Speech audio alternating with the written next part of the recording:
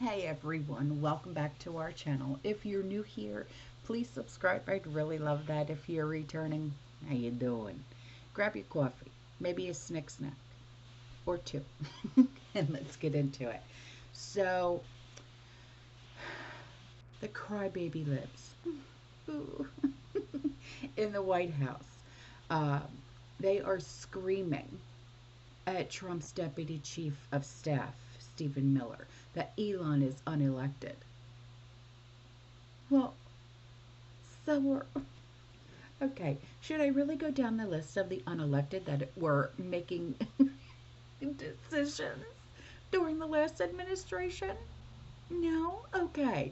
So, what happens next is a fatality, okay? I promise you, this is the single best video on the internet right now.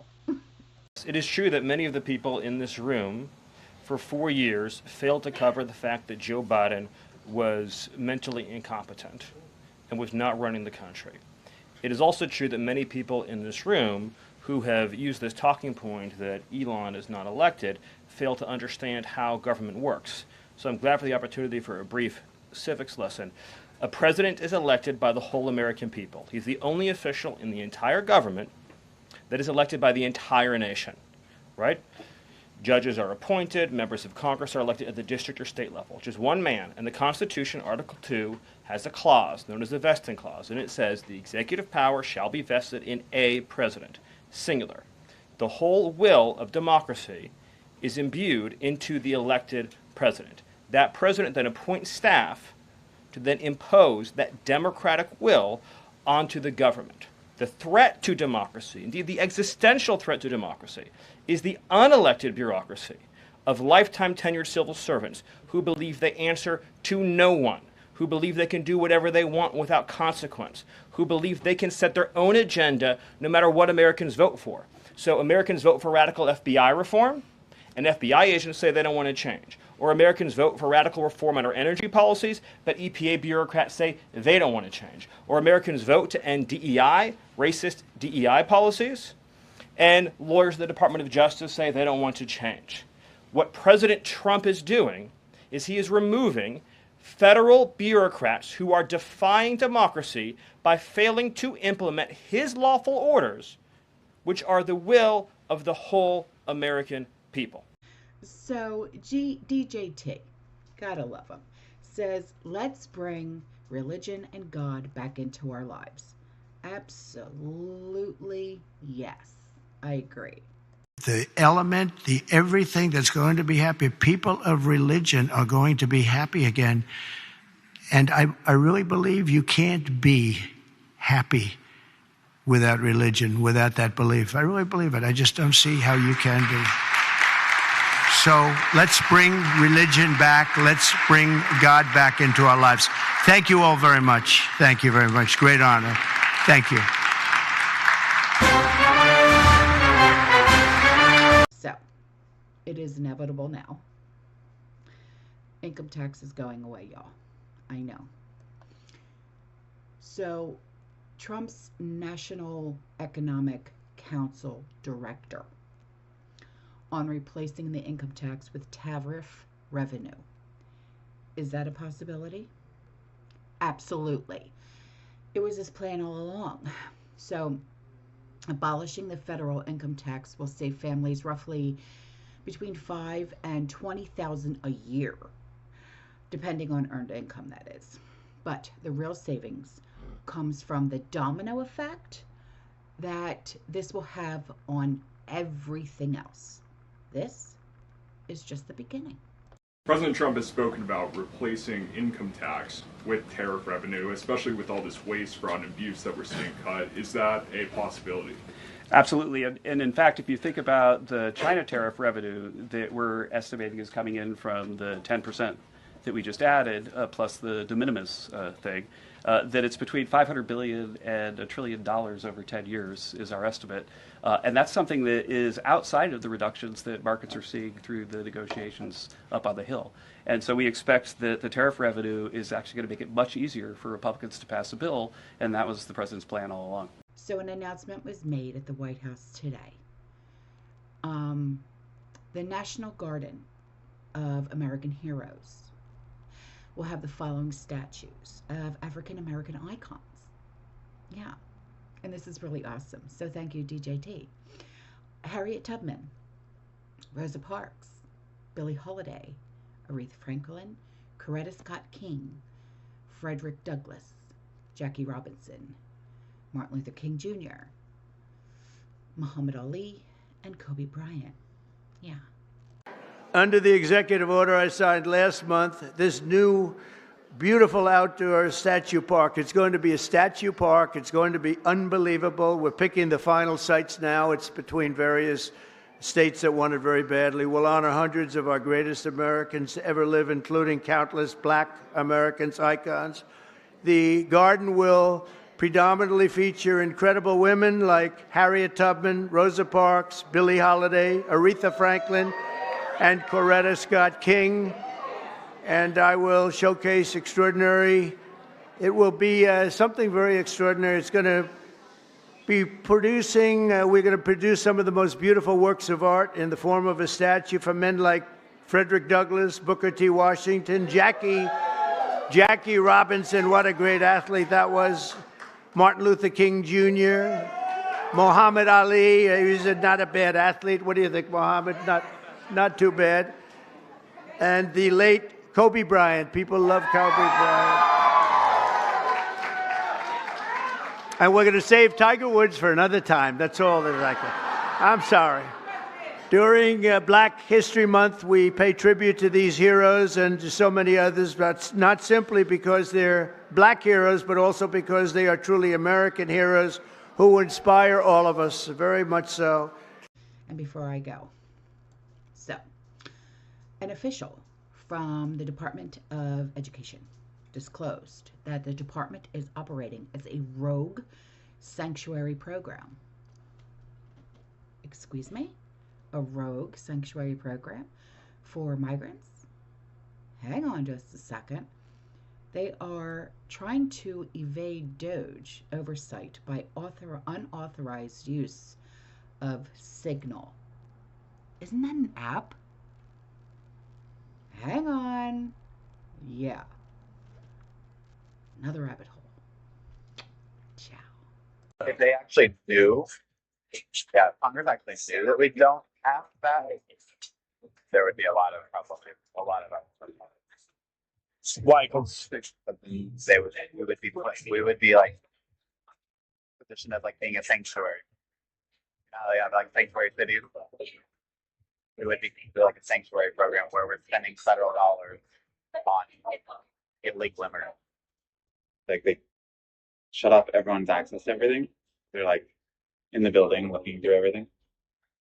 I'm telling you, it is insanity. It sounds like a bad movie. Yeah. It's like Democracy Falling should be like the title of the movie. I mean, if you want to have a conversation with somebody, you do have to take it offline. But you're not supposed to. I mean, have to now. Yeah. So everybody uses that it's an app called Signal now. And you're all on like video chat or like. Yeah, so it's just like a text messaging app. It's like a WhatsApp, but it's encrypted end to end. Nice. You can do business stuff on there. We're not supposed to, but yeah.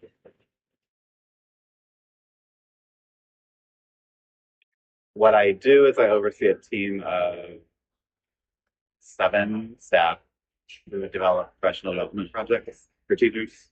Wow. And like adult education. So GED programs, high school diploma programs, ESL programs, citizenship, correction ed, different programs like that. And if they're undocumented, they can do it as well? They can, as long as they like follow the process. So like if they're a DACA recipient, then they have to follow like the rules for DACA. But if they're illegal, it's going to be pretty hard. The one nice thing about the program that I work in is like we don't ask status. And we've like been able to keep that out of our federal statute. Like, so we don't ask them when they enroll what their status is. How are you able to do that? Very strategically, we just provide guidance to the Hill and are like, they'll like put something in and we're like, oh no, that doesn't, it won't work for the program. So then they don't put it in. Like, Wow. there's a lot of maneuver you have to do national federal with Congress. People try to push through that you have to do that. Like the Congress is trying to push through laws. Yeah, but then we block it. Well, we didn't have to reach the cross party lines for that. Well, we just hide it in the law. You can Like, hide it in the bill. They don't. When they mark up a bill, they only read like section. Not a cruise. You gotta wait. And so if you can squeeze something in somewhere, do that. So not ask. So Yeah. wow, that's brilliant. And then they only read the part they want to know that. They don't read the whole bill. Brilliant. Then you just take out or put in there that they can't ask status. We don't actually put it in there. We just take that out. That they have to ask status. Right. We leave it silent. Silence. We don't say that they can or that they should or that they shouldn't. We just leave it completely out. Perfect. So you'll still have that for the next, even though the Department of Ed, that's still in place. Yeah. That's good. It's really good. Yeah. Because then a lot of funding would be rescinded on that too. Oh yeah. Towards the If they actually do, yeah, Congress actually do that we don't have that, there would be a lot of problems. A lot of why? 'Cause we would be like position of like being a sanctuary. You know, they have like sanctuary cities. We would be like a sanctuary program where we're spending federal dollars on illegal immigrants. Big misconception is like we set like the curriculum and we set up student learning and everything. We don't do any of that. oh, Like we just provide funding to the states to carry out public education. where is in relation to the rest of the world is Purex education? Oh, I mean, probably sitting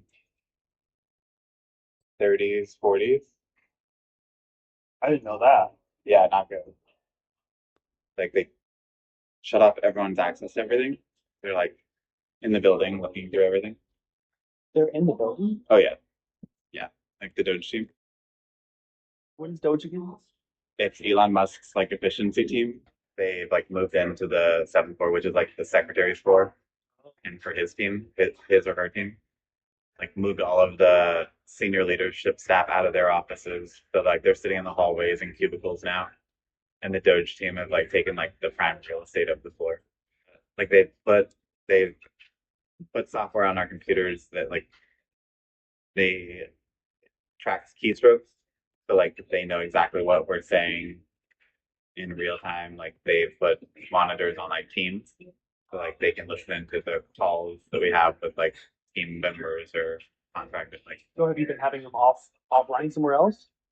I mean, if you want to have a conversation with somebody, you do have to take it offline, but you're not supposed to. I mean, have to now. Yeah.